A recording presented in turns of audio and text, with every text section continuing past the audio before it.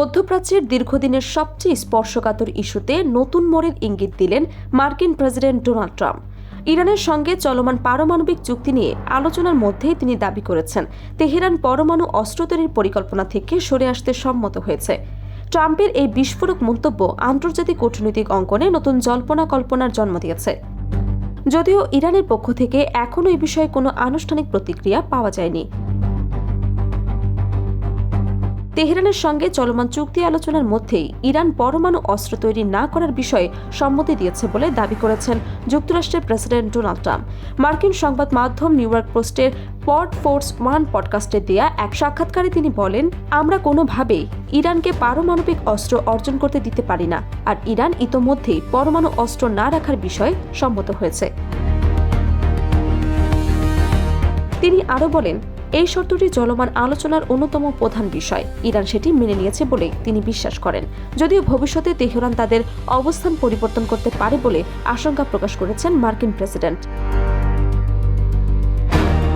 ট্রাম্পের ভাষ্য অনুযায়ী সম্ভাব্য চুক্তির ক্ষেত্রে এটি সবচেয়ে গুরুত্বপূর্ণ অগ্রগতি। তবে ইরান কী ধরনের প্রতিশ্রুতি দিয়েছে বা কোন ধরনের প্রক্রিয়ায় পারমাণবিক অস্ত্র না রাখার বিষয়ে সম্মত হয়েছে সে বিষয়ে তিনি বিস্তারিত কোনো ব্যাখ্যা দেননি।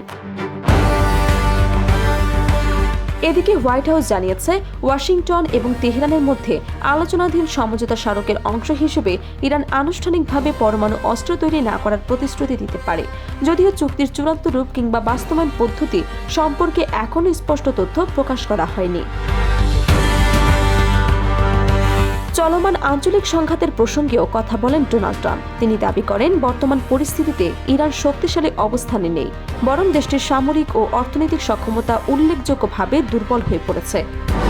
ট্রাম্প বলেন, ইরানের কার্যকর কোনো নৌবাহিনী নেই, বিমান বাহিনীও নেই বললেই চলে। তাদের সামরিক শক্তি সীমিত এবং নেতৃত্ব বড় ধরনের চাপে রয়েছে। তিনি আরও দাবি করেন, দীর্ঘদিনের নিষেধাজ্ঞা ও যুদ্ধ পরিস্থিতির কারণে ইরানের অর্থনীতি ভয়াবহ সংকটের মধ্য দিয়ে যাচ্ছে। তার ভাষায়, দেশটিতে মূল্যস্ফীতি চরম পর্যায়ে পৌঁছেছে এবং অর্থনৈতিক ব্যবস্থাও ব্যাপক চাপের মুখে রয়েছে। মধ্যপ্রাচ্যের অন্যতম গুরুত্বপূর্ণ জলপথ হরমুজ প্রণালী নিয়ে সৃষ্ট উত্তেজনার বিষয়েও মন্তব্য করেন মার্কিন প্রেসিডেন্ট। তিনি মনে করেন, এই সংকট দীর্ঘস্থায়ী হবে না এবং এটি দ্রুতই পরিস্থিতির সমাধান হবে। একই সঙ্গে তিনি দাবি করেন, ইরানকে ঘিরে যুক্তরাষ্ট্র সামরিক ও কৌশলগত উল্লেখযোগ্য সাফল্য অর্জন করছে। সাক্ষাৎকারে ইরানের বর্তমান সর্বোচ্চ নেতা মোস্তফা খামেনির প্রসঙ্গ উঠে আসে। ট্রাম্প বলেন, চলমান আলোচনার প্রক্রিয়ায় মোস্তফা খামেনি সরাসরি বা পরোক্ষভাবে যুক্ত রয়েছেন এবং সম্ভাব্য চুক্তির বিষয়ে তার অনুমোদন রয়েছে বলে বিভিন্ন সূত্রে জানা গেছে। তিনি আরও বলেন, অনেকে বলছেন তিনি এই আলোচনা ও চুক্তির অনুমোদন দিচ্ছেন। বহু বছর ধরেই ইরানের ক্ষমতার কাঠামো এইভাবেই পরিচালিত হয়ে এসেছে। আগে তার বাবা ছিলেন, এখন তিনি আছেন। এটিকে এক ধরনের রাজনৈতিক উত্তরাধিকার বলেই মনে হয়। ট্রাম্প আরও দাবি করেন, ইরানের বর্তমান নেতৃত্বের সঙ্গে তার যোগাযোগ ও সম্পর্ক ইতিবাচক পর্যায়ে রয়েছে। তবে ইসরায়েলের শুরুর দিকে হামলায় মোস্তফা খামেনি গুরুতর আহত হয়েছেন কিনা এই প্রশ্নের উত্তর দিতে অস্বীকৃতি জানান তিনি।